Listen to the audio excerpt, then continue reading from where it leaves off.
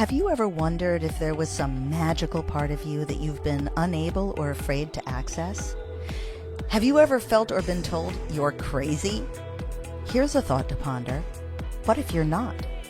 What if every imaginary friend, every letter to Santa Claus, every fairy or elf you saw as a child was your inner self reaching out to the spiritual world?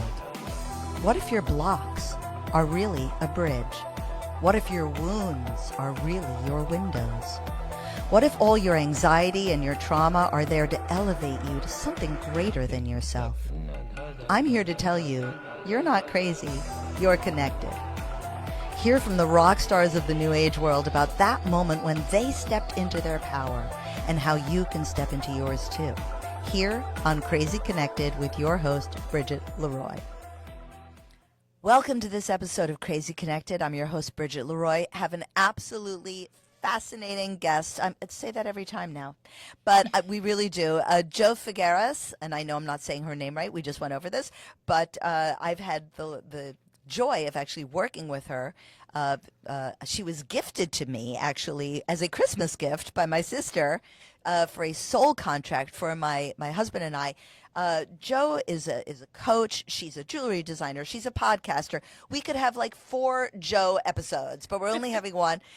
She is a master in Tetrology. It's a course that takes place at the intersection of numerology, astrology, and human design. I would call her basically a spiritual accountant because she works with numbers. So welcome, Jo. I'm so glad to have you on the show. Thank you. This is exciting. And you said my name perfectly. You really did. So oh, thanks. Thank you. I'm so glad. Well, anyway, the show's called Crazy Connected because we really focus on the moment when you realized you weren't crazy, you were connected. Right. So tell me a little bit about like what your childhood was like, maybe what brought you into this, what the reaction was when you started showing interest or talent in kind of supernatural or psychic abilities. Tell me about before Jo. I've been intuitive, sensitive, empathic my whole life. I've always been able to read energy, and it wasn't until, of course, what I call a catalytic relationship, right? We have these people that come into our lives, they mess it up, and then it causes us to say, there's got to be something more, right? Right. So after, a sad breakup, that's exactly what happened. My life just continued to spiral, right? Choices. I didn't trust myself. I didn't love myself, all of those things until I had reached rock bottom. And then rock bottom was that moment. And I remember sitting in my living room and I remember looking at the ceiling and saying, this cannot be what my life is going to be. And I was 44 years old. I remember that specifically. And I heard for the first time external clairaudience, as clear as a bell, as if whatever was right there next to me, I heard, you are exactly where you're meant to be. And with that came this huge rush, I guess, of knowing. And I remember I gasped and I got up off of the couch. And at this point I was just on autopilot. Yeah. I went into my office, I sat down, I picked up a pen and I just started writing. It was 4 pages of automatic writing. Wow. And, what came out? What was it? To this day, I cannot find that to save my life. And I look for it every 6 months. I'm like, where is it? What happened to it? Wow. I don't know. So it disappeared, but it must have disappeared for a reason. But it started your, it opened your channels, I take it. It opened my channel, yes. So how did you learn? So I know you use the energy of the Akashic Records. Can you explain to those who may not know what that is, exactly what that means? The Akashic Records? The easiest description is it's cloud storage for your soul. That's the easiest description.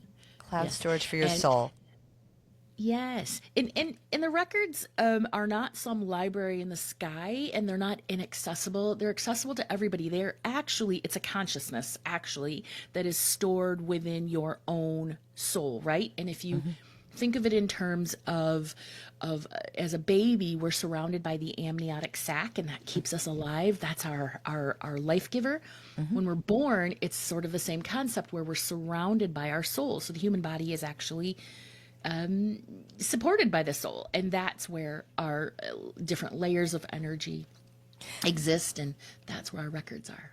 That's so amazing because, of course, I do picture a library in the sky. That's exactly what I'm imagining. It's like a library in the sky, and I could pick out a book from an ascended master or something like that. But that's a Yes. really interesting way of looking at it, as sort of being like like I want to say almost like a spiritual eggshell that surrounds Yes. us and protects us, Yeah. and that we can draw from it. I mean, is that what you do? You kind of grab a little like a filament from it and bring it down in.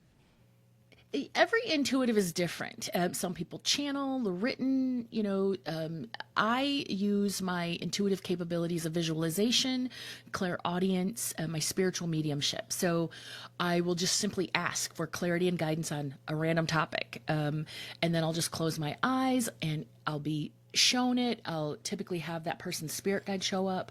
They'll give me little, insights into what I'm seeing. It's really is more like a conversation, right? Their spirit shows up, Right. their spirit guide shows up, and I say, okay, tell me more about this. Past lives, I've always been able to see those since I was a little girl. So it's different for each intuitive. Well, this is what I want to go back to. Tell me about your childhood. I mean, if you were a little girl and you were already able to do these things. So I knew it didn't start when you were 44, which I can tell from looking at you was like last year. So, no, I know it wasn't. But tell me about being a little girl with these abilities. Where did you grow up? What was your childhood like? So the abilities manifested as hyper awareness, right? Because as most very sensitive, and I don't want to generalize too much here, but most very sensitive humans are raised in difficult childhood. They have challenging childhood caregivers. We'll just say Absolutely. Yep. challenging situations. So Well, yeah, I mean, I always say, I'm sorry, I didn't mean to interrupt, but I always say, like, the trauma, like, if you had a mental illness or abuse or anything, in your childhood, it was really important for you to gauge people's emotions. So you, of course, knew yes. how to do that very well. When you walked into the room, you needed to know how everyone was feeling at that moment. Exactly, perfectly stated. And that's exactly how I went through life. Always tuned into other people's energies, specifically so that I could gauge my safety. I didn't really realize, like, I knew I was an empath, but I didn't really realize what I was doing because I had so much trauma. Um, uh, so much trauma from my, we'll just say, everybody around me, right? Yep. So as a child, I don't remember a happy childhood. I don't remember loves and kisses and laughter and all that stuff. I do remember that being hypersensitive. And then once I was out on my own, right, and all of the coping skills that we learn, we realize, wait a minute, these are not serving me. As an adult, this is not creating the happiness that I need. That's when I started looking into it and realized, oh, I'm an empath. Yeah. These are tied to empathy is tied to intuitive abilities, and that's why I'm able to know things. Because I remember being told, don't be so sensitive and don't be so hysterical, and I would Oh, say, yeah. well, you're this and you're that, and the response would be, no, you're crazy, you're making it up, you're making stuff up, you don't know. But I did know, Yeah. right? Well, So that's the whole point of this show. I mean, absolutely, is that moment when we step into our power and really know, I'm not crazy. I'm connected, and then you're kind of crazy connected. So, and there's so many different modalities out there, and so many different paths to follow, and they're all good for whoever they are for. What in particular drew you to let's say numerology, because I know astrology and human design. I feel like there's a lot of astrologers and there's a lot of human design people, and I think it's great that you combine all three. But numerology is so fascinating. Like, how did you go, oh my God, this is really cool, like this is really on the ball? I had a reading with Numbers by Shay. She's out there. She's amazing. She does a daily reading. She doesn't do private readings, but just if you follow her on any of the socials, she just gives you this little paragraph dose of this knowledge.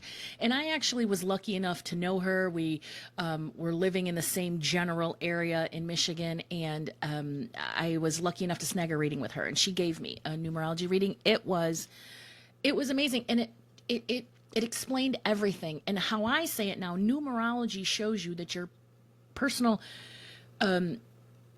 traits are traits. They're not flaws, and they're Right. simply out of balance. And so from there, I just started doing my own research. I'm a 33-6 life path. That's the master teacher. So that means I love to teach, but first and foremost, I'm a student. So I went down the rabbit holes and I've just learned about it over the years. I wouldn't call myself an expert, but I would call myself an advanced knowledge user of numerology.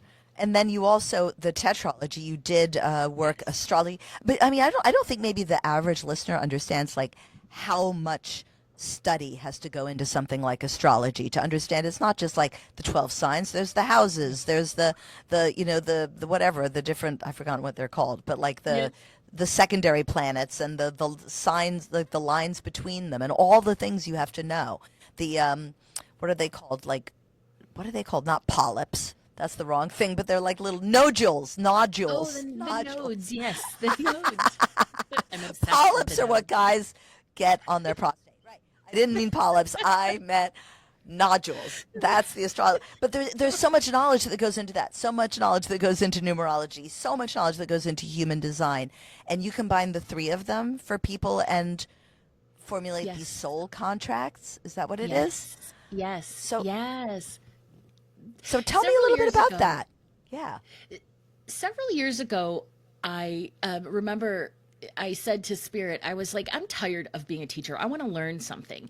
And then I'm not kidding, within like days, I was offered this amazing mentorship. And it was way over my head. It was so over my head because she's a great teacher, but she is advanced. And so I figured, well, if I want to learn astrology, I'm going to have to do it on my own. So I just learned a little bit here and there, which was good because I realized, oh, I am more drawn to soul astrology, which is about the soul. So I had already been using numerology in my Akashic readings. Right. I started incorporating astrology in there, and then I also started incorporating human design. I got a reading from a local reader, and I remember I had one client who I was like, I need a bigger picture. I don't know what to tell this person. So then I pulled all three of their charts and put them together, opened up their Akashic record, and then interpreted it within there, and it opened everything up. And I was like, holy moly, this is something big. So slowly I've been learning how to do that at higher levels, and then I recently started teaching it. So Oh, that's great. So you teach this online. People can take a course with you. Like, tell me a little bit about the course, how long it is, all that kind of stuff, and what it incorporates. 6 weeks. It is part self-driven, so you get like an online module to learn all of the written material. You get that, handouts and stuff, and then we meet every week for 2 hours to just discuss and talk and share, and people can ask questions, and we do meditations, and I'm teaching them each module every week. So last week we learned about the life between life process. What happens? What is the soul blueprint? How is it created? What happens when you die, and what happens until you're reborn? What is the process of creating your own soul blueprint? Then we're going to go into numerology, an introduction to soul astrology, an introduction to human design, an introduction to the Akashic Records, and then an introduction to spiritual mediumship. So if you were going to learn all these, it would take years to learn all of these. So I'm going Yeah, to to give you, refine them. Yeah. yes, to refine them. So I'm going to give you a formula to, here's everything you need to know to interpret a tetralogy chart. And it's really a personal development tool or a tool for coaches or mentors who want to level up their practice. Now, is tetralogy something that existed before you, or is this something of your own design? The word is, I believe, it means four things coming together, and it's used most, I guess, purposefully in like the opera world. A tetralogy opera is four different singers or four different topics coming together, and I loved the word, a Greek word. And I thought, taking these four modalities, numerology, astrology, human design, and the Akashic Records, and calling it spiritual tetralogy, it just felt good to me. So what were you doing, like, in real life before you kind of got struck on the head with all of this? What was your what was your job, basically? What was your career path? I was in marketing and PR in the corporate world, event Wow. planning. So it served me well. It has served me well with the marketing and the PR and the event planning. But Yeah. yeah, it was a creative role, administrative role. I did like it. I enjoyed it, but I was like, okay, I can't do this anymore. I'm done. Yeah, yeah, that's amazing. So you started this, you started down this path, but you have several different paths, a tetralogy, if you will, of paths, because you Yeah. also, because you also have spiritual jewelry as well. Can you tell us a little bit about that, and then we'll move on to, of course, your podcast. But tell me first about the jewelry, because it's gorgeous, and of course it's all planetary, or it just feels really spiritual. Oh, thank you. In 2019, I took a metalsmithing course just to make a bezel set ring, and it changed everything for me. And I walked out of there with like $200 worth of materials in order to do this on my own. And then that was 2019, like the end of 2019. And then in 2020, of course, COVID hit, right? And I owned a Right. studio, and I could no longer have people in my studio. And I never went through the whole, what am I going to do? Oh my goodness, how is this going to, because all of a sudden people started getting those checks, right? Those, Yeah. and people were saying, hey, Joe, can you make me a ring? Can you make me a ring? Can you make me a necklace? Can you make me something? And I'm like, why, yes, I can. And so I thought, well, how fun would it be to pull their numerology and find out like what their soul is most here to do, and then identify a crystal that would enhance that and then make them a piece, an intuitively designed piece. And right now it's on hold because I don't have space for that in my world. But honestly, like in at least 5 or 6 years, I really want to be doing that full time. Wow, how Yeah, wonderful. I would Well, love to do that. you heard it here first, folks. That's okay. And then tell me about your podcast as well. It's called the Esoterics Podcast, and we just talk about all things metaphysical with a never too serious style. Fiorelise, she is my podcast partner, and she herself is a double master number. She's a double Libra, wonderful, and we just have a really great rapport. She really is like my sister, and she lives in Southern California, and I'm in Portland, Oregon, so we are at least both on the West Coast. Yeah. And we just decide, what do we want to talk about? Lately, it's been astrology because we're both. She's been doing it longer than I have, but we both love the astrology. But we're on a break right now. We'll be back I believe we start recording our first episode again in February. So on your website, you have you kind of break down your tetralogy with numerology is the what, astrology is the when, human design is the how, and the Akashic Records kinds of brings together your why. Yes. So, yes. and then you offer it, as Eric and I have had, a soul contract, sometimes between two people. So you do individuals or you do couples. Yes. So tell me about some of your experiences. Now, I know that Eric and I ended up really lucky because we were very, very like aligned, and Very. apparently all of our dates for 2025 are like to the same dates. So I guess we're going to be together all the time. So here's a weird question. When you do one of these readings and maybe the what you're getting isn't so positive, like, dude, you guys are going to crash and burn any minute. No, seriously. What do you say when you're kind of like, oh, yes, okay. What do you do? So those soul contract readings are my absolute favorite. I love them, and I am shocked that people don't book more of them. But right, I'm working Yeah. through the universe. So, but so when I do occasionally, very occasionally, get a couple where I'm like, ooh, you have a challenging soul contract. What I focus on are the challenges within that soul contract.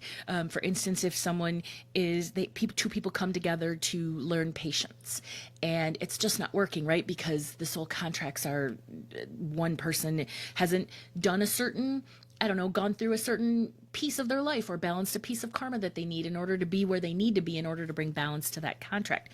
We focus always, always, always on this is what you need to understand, because these are the challenges that will come up as a result of that. I never go to negativity or anything Yeah. like that, because we have free will, and two people are going to stay together regardless of whether I tell them that they're not compatible. So I'm not going to tell them that. I'm going to tell them you have a great deal of challenges within your relationship, incompatibilities, really. And do you find that you've been, correct? Like they're like, oh, yeah, we do. When you've Everybody, the numerology is so hard to deny because the numbers are what they are. Yeah. But yeah, I've never had anybody follow up and say, hey, we didn't work out or we did work out or whatever. But I always get people who are like, thank you so much. It's brought us closer. We're understanding, each other's, the traits that they bring to the table. We're able to incorporate that more into our daily lives. So yeah, I love that reading. It's so fun. And you strike me as such a, I don't know, just an impression that you're so joyful. And I have a feeling that you like to have a community, that's something that you kind of seek. And I don't even know how my sister hooked in with you, but what kind of community do you make? I mean, I have a feeling that you have some sort of community that you follow or that you're part of or that you have instigated. Yeah, I'm a Leo moon in the 11th house. So exactly, emotionally, I need people. I'm a life path 6. That's the nurturer. Like I need people. So the community that I sort of look toward, as the master teacher, I look to people that are learning, but also people that are going to contribute. Right now, I moved here to Portland during COVID. So it's been a very difficult time to create community. And Portland isn't the most community conducive creating place, right? You have to find your people and it's a little bit Yeah. difficult, but that's where I'm headed in 2025. I have a brand new office in the southern part of the city. I'm looking to move to that area, and this is the year where I'm about to put my feelers out and create. I'm doing in-person classes, so the community will come. But I love that you hit on that. Like that's my Yeah. primary focus this year is to create community. I got to download. What can I say? So okay. Yes. Can you remind me if you probably don't have it right in front of you, but you're a master teacher. You're a 33/6. Is that what you said? 33/6. Yes, my Can you life. remind me what I am? Do you still have that in front of you, or can you do it quick? I can look that up very Yes. quickly. And in the meantime, I'll tell people that your website is joefigueras.com, which is Jof as in Frank, Igueras.com, joefigueras.com, if you want to learn Yep. about any of this stuff. So yeah, you're a 33/6, which is a magic number.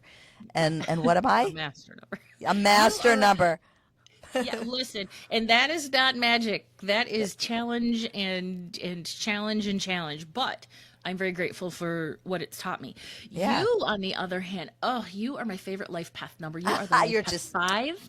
No, that's the freedom seeker. So it's really difficult because people are like, well, what does a freedom seeker here to do? You're here to experience freedom through discipline, however, structure, right? And 5s don't like structure. You don't like to be told what to do or how to do it. You just want to do what you want to do, and it's all about adventure and fun.